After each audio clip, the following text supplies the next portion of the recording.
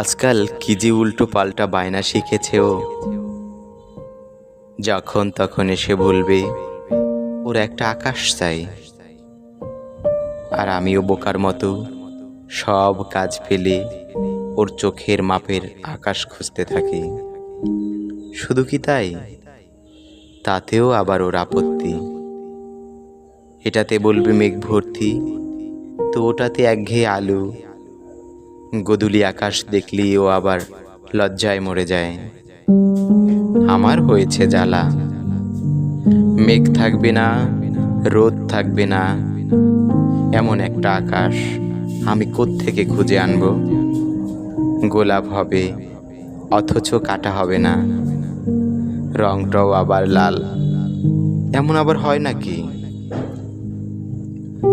একটা কথা আমি কিছুতেই বুঝতে পারি না, ভালোবাসা বুকে এসে বসলেই মানুষ কেন পাখি হতে চায়?